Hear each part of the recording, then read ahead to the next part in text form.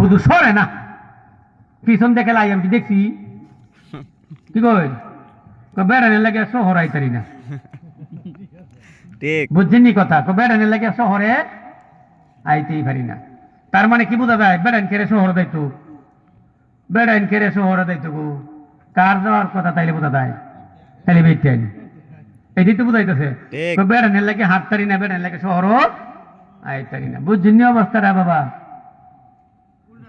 হ্যাঁ হ্যাঁ, তাড়াতাড়ি সরে দিই পিছনে তো আমার মা, আমার বোন, আমার সম্মানিতা, তাড়াতাড়ি সরিয়ে গিয়ে জায়গা দিছি।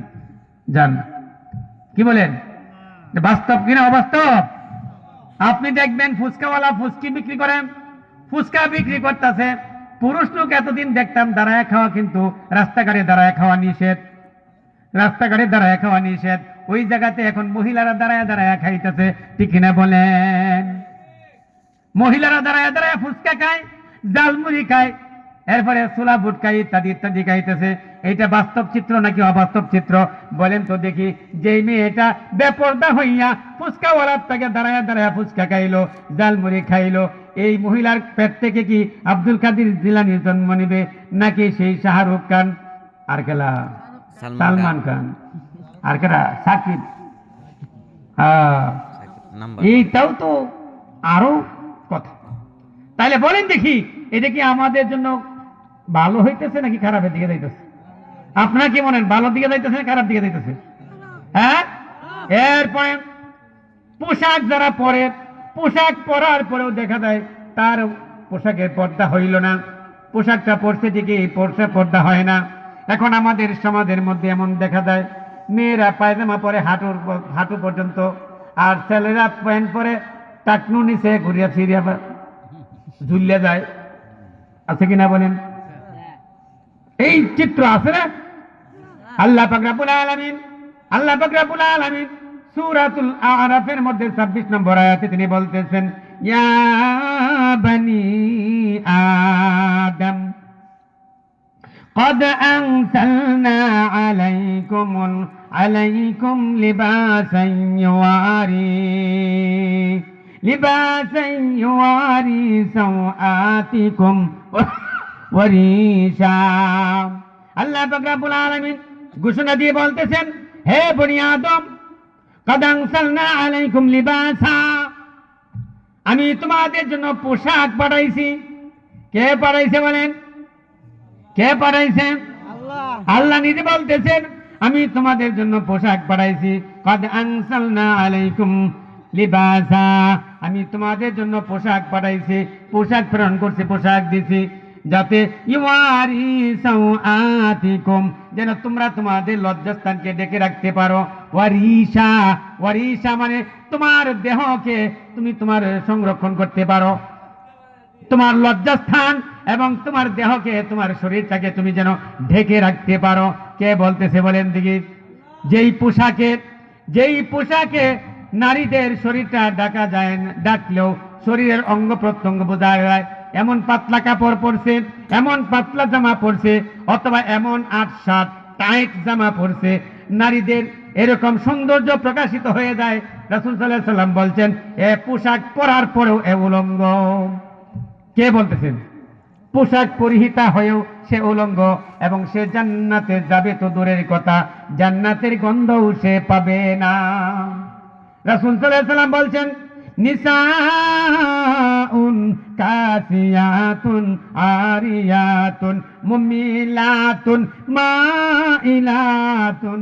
আল্লাহ পাক রব্বুল আলামিনের পক্ষ থেকে আল্লাহ যেমন কোরআনুল কারীমের মধ্যে আয়াত নাযিল করেছেন, নবী করিম সাল্লাল্লাহু আলাইহি ওয়াসাল্লাম তিনি হাদিসের মধ্যে বলছেন, নিসাউন কাসিয়াতুন আরিয়াতুন, ওই সকল নারীরা যারা পোশাক পরার পরেও উলঙ্গ, আরিয়াতুন মুমিলাতুন মাইলাতুন, শব্দগুলো আমার তো সুন্দর সুন্দর উল্লেখ করেছেন রাসূল।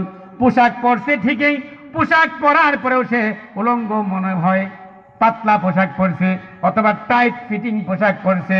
এখন এই কারণে পোশাক পরলো যে মুমিলাতুন, সে পুরুষ দেখে আকৃষ্ট করে, সে কি করে, তার এই সৌন্দর্য দেখে পুরুষরা যেন আকৃষ্ট হয়, পুরুষরা যেন তাকে দেখে তার জন্য আকৃষ্ট হয়ে যায়, রাস্তা দিয়ে হাঁটতেছে এমন ভাবসাব দেখাইয়া, কি বলেন, পাতলা জামা পরছে অথবা টাইট জামা পরছে, রাস্তা দিয়ে হাঁটতেছে, মানুষ তার দিকে তাকাইতেছে, যত মানুষ তার দিকে তাকাইবে সে মনে করতেছে একটা ভালো কাজ করতেছে।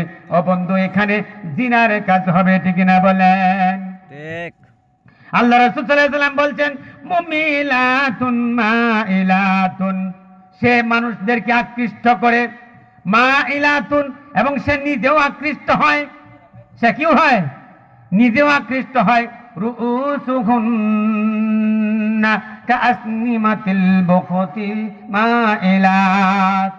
রাসূল সাল্লাল্লাহু আলাইহি ওয়াসাল্লাম বলছেন মাথার চুলগুলো, তার মাথাটা হবে এই বাঁকা উটের মতো। উটের পিঠে কি থাকে না? ইদানিং দেখবেন মেয়েদের একটা এরকম অংশ আছে, কি করে মাথার চুলটাকে উপর দিকে তুলে, মাথার চুলটাকে উপরে তুলে এটা ফুলায় নিয়ে এখানে এই আরো করে কি হিজাব বলতে বলতে নিজের মধ্যে আরো তুলে, পরে এটা এত শর্ট বানায় যে শরীর তার ঠিক মতো ঢাকে না, কিন্তু মাথার মধ্যে উঁচা করিয়া এটাকে উটের এই যে উঁচা যে এটা হয় গজের মতো এরকম তোলে, ঠিক না বলেন? দেখেন রাসূল সাল্লাল্লাহু আলাইহি ওয়াসাল্লাম বলতেছেন এরা হবে এইরকম উটের সেই যে গর্দানের মতো, এই উটের গর্দানের মতো তারা, যারা লা ইয়াদখুলনাল জান্নাতা, এরা আল্লাহর জান্নাতে যাইতে পারবে না। এরা কি আল্লাহর জান্নাতে যেতে পারবে না। এরপরে জান্নাতে যাবে তো দূরের কথা, ওয়ালা ইয়াজিদু রিহুহা, জান্নাতের সুগন্ধও পাবে না। কি পাবে না? জান্নাতের সুগন্ধও পাবে না। অথচ 1 মাইল দূরত্বের জায়গা থেকে, দূর থেকে এই জান্নাতের সুগন্ধি পাওয়া যাবে, অন্যরা পাবে। কিন্তু যেই মেয়েরা পোশাক পরার পরেও বেপরদা, পোশাক পরার পরেও যাকে উলঙ্গ বলা হয়েছে, পাতলা জামা, টাইট জামা, এরকম পোশাক পরে যে মেয়েরা বের হইল, বেপরদা নারী যারা, তাদেরকে রাসূল বলছেন তারা জান্নাতে যেতে পারবে না। লা ইয়াদখুলনাল জান্নাহ, তারা কি জান্নাতেও যেতে পারবে না। এবং জান্নাতে যাবে তো দূরে কথা, জান্নাতের গন্ধও পাবে না। আমার মায়েরা, আমার বাবারা, আপনারা আমার কথা যদি শুনে থাকেন, যেটুকু আমি আপনাদের সামনে বললাম, অনেক কথা আছে। আমি আগেই বলেছি এই পর্দার দায়িত্ব পুরুষের যেমন নারীদের তেমন, নারীদের যেমন পুরুষের তেমন। আমরা পুরুষরাও যদি পর্দা লঙ্ঘন করি আমাদের জন্য কি আছে? শাস্তি আছে না? শাস্তি আছে কিনা বলেন? পুরুষদের জন্য শাস্তি আছে। ঠিক তদ্রুপ নারীরাও যদি পর্দা না করে, পর্দা করে বের না হয়, বেপর্দা হয়ে চলে, তাদের জন্য কি শাস্তি রয়েছে। কত সুন্দরী সুন্দরী নায়িকা, গায়িকা, নাচনেওয়ালি, যাদের গায়ে সৌন্দর্য ছিল, রূপ ছিল, সব কিছুই ছিল বন্ধু, এক সময়ে তারা টাকা কামাই করছে, লক্ষ লক্ষ কোটি কোটি টাকা কামাই করছে। অসংখ্য নায়িকা, গায়িকা, সুন্দরী না যারা বেপর্দা হইয়া অ্যাডভার্টাইজ দেয় না, দেখবেন রাস্তায় মোড়ে মোড়ে, টেলিভিশনে, মোবাইলের মাধ্যমে, অ্যাডভাইসের মাধ্যমে যে সকল মেয়েরা মডেল